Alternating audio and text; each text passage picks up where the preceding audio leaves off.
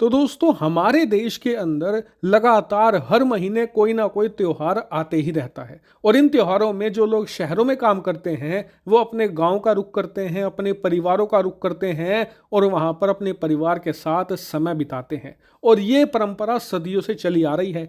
इसीलिए आपने देखा होगा कि हमारे यहाँ पर डिप्रेशन जैसी चीज़ कोई हुआ ही नहीं करती थी। लेकिन हाल ही के समय में लोगों की लाइफ इतनी ज़्यादा व्यस्त हो चली है कि हमारे यहाँ भी डिप्रेशन जैसी चीज़ घर कर गई है। और इसका सबसे बड़ा कारण यही है कि हमारे जो युवा हैं वो अपनी जड़ों से कट गए हैं। वो अपने परिवार से दूर रहते हैं, अकेले रहते हैं और इसी वजह से डिप्रेशन उनके दिमाग में घर कर जाती है और फिर वो गलत कदम उठाते हैं।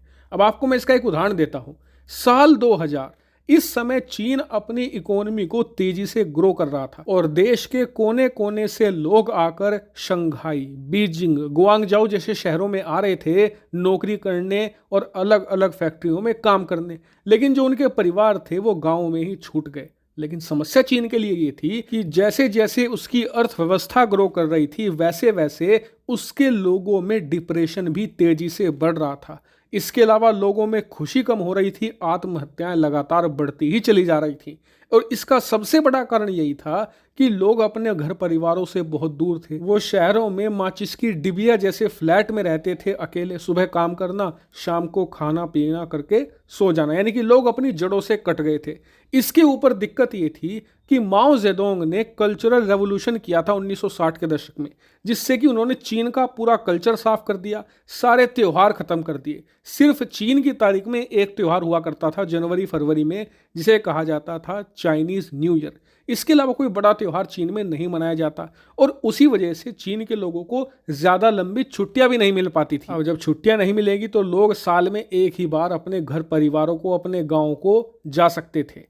इसी वजह से डिप्रेशन तेजी से बढ़ने लगा और इसी डिप्रेशन और आत्महत्या की महामारी को रोकने के लिए चीनी सरकार ने साल 2000 में एक सोल्यूशन निकाला। सोल्यूशन ये कि चीनी सरकार ने एक आर्टिफिशियल त्योहार तैयार किया जिसका नाम रखा गया गोल्डन वीक। और ये मनाया जाने लगा 1 अक्टूबर से लेकर 7 अक्टूबर तक। और साल 2000 से लेकर आज तक पिछले 23 सालों में हर साल ये इसी समय मनाया जाता है। इसमें क्या होता है, 7 दिनों की सभी को छुट्टी दी जाती है। लोग शहरों से अपने गांव में, अपने कस्बों में माइग्रेट करते हैं, यानी कि जाते हैं, अपने घर परिवारों से मिलते हैं। अब इससे चीन ने एक पंथ दो काज वाला काम किया। वो कैसे? सबसे पहले तो ये कि इससे लोगों को छुट्टियां देकर उनका मेंटल प्रेशर कम किया गया। दूसरा काम ये हुआ कि जब लोग साल के इन 7 दिनों में शहरों से अपने गांव का रुख करते हैं तो इस दौरान ट्रैवल होता है, यानी कि फ्लाइट की टिकट बिकती हैं, खाने पीने का सामान बम्पर तरीके से बिकता है। इसके अलावा लोग एक जगह से दूसरी जगह जाकर पैसा खर्च भी करते हैं जब वो अपने गांव में जाते हैं, कस्बों में जाते हैं।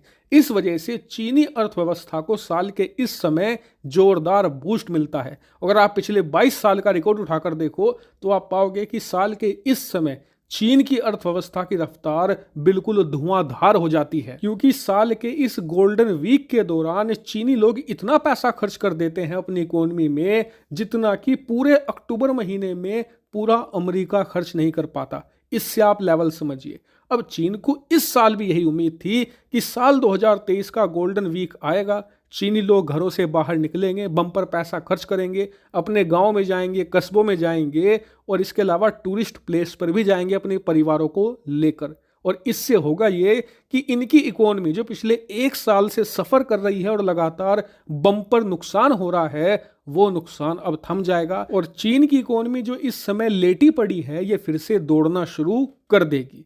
अब इस साल के अक्टूबर का महीना आया, पहले दिन से शुरू हुआ गोल्डन वीक और ये 7 दिन तक, यानी कि अब से 3 दिन पहले 7 अक्टूबर को खत्म हुआ और आज 10 अक्टूबर को इसके आंकड़े सामने आए हैं। और ये आंकड़े इतने ज़्यादा खराब हैं कि चीन ने खुद कहा है कि पिछले 22 सालों का रिकॉर्ड टूट गया। इतनी ज़्यादा बदतर हालत कभी भी नहीं हुई। दरअसल इन 7 दिनों के दौरान चीनी लोगों ने हद से ज़्यादा कम पैसा खर्च किया और यहाँ तक कि ट्रैवल भी कम से कम किया। चीन का एविएशन डिपार्टमेंट ने खुद बताया है कि जो माइग्रेशन हुआ है, यानी कि देश के लोग एक जगह से दूसरी जगह गए हैं देश के अंदर ही, वो पिछले 23 सालों में सबसे ज्यादा लो स्तर है। और ऐसा क्यों हुआ? इसका कारण ये है कि चीनी लोग इस समय ज्यादा से ज्यादा पैसा बचा रहे हैं, क्योंकि चीनी इकोनॉमी की हालत हद से ज्यादा ढीली है। मंदी लगातार चीन को घेर रही है और चीन इस समय एक बड़े इकोनॉमिक क्राइसिस को फेस कर रहा है। इसीलिए लोगों को पता है कि आने वाला समय बदतर होगा और बेहतर यही है कि ज़्यादा से ज़्यादा पैसा बचाया जाए। इसीलिए लोग पैसा खर्च करने से बच रहे हैं। लेकिन नुकसान चीन को सिर्फ ये नहीं हुआ है, एक और भयंकर नुकसान हुआ है 170 बिलियन डॉलर का। दरअसल आप अपनी स्क्रीन पर देखिए, चीनी सरकार ने यह बताया है कि गोल्डन वीक के दौरान जो उसे रिस्पॉन्स की उम्मीद थी वो नहीं मिला, इसीलिए अब वो नया प्लान ऑफ एक्शन ला रही है, जिसके तहत वो अपनी इकोनॉमी में 134 बिलियन डॉलर रिलीज करेगी और ये होगा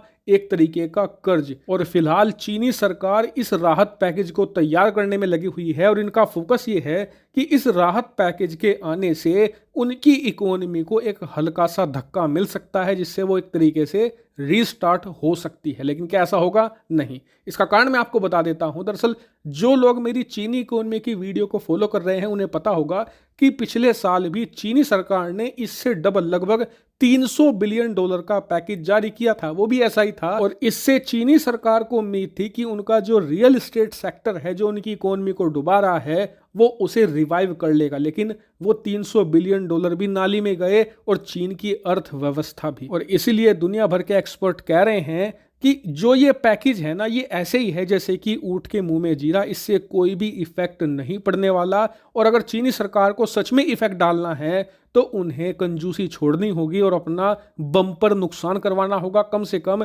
600 बिलियन डॉलर का पैकेज लाना होगा, तब जाकर कुछ फर्क पड़ेगा। लेकिन चीनी सरकार इतना पैसा खर्च नहीं कर सकती, क्योंकि ज्यादातर जो इनका पैसा है वो कर्ज के रूप में ऐसे देशों को दे रखा है जिनकी हालत खुद ढीली है। लेकिन बात सिर्फ यहीं तक सीमित नहीं है।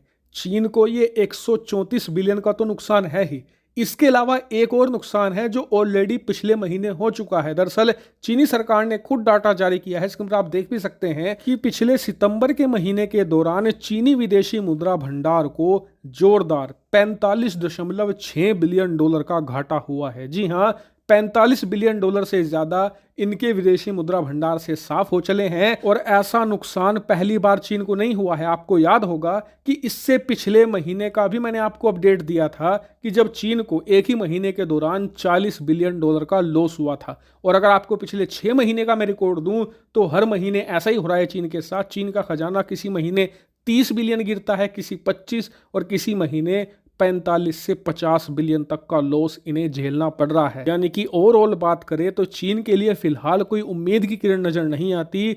चौतरफा तरीके से चीनी इकोनॉमी बुरी तरीके से घिर चुकी है। अब देखने वाली बात यह है कि शी जिनपिंग कैसा रिएक्ट करते हैं और कैसे अपनी इकोनॉमी को बचाते हैं।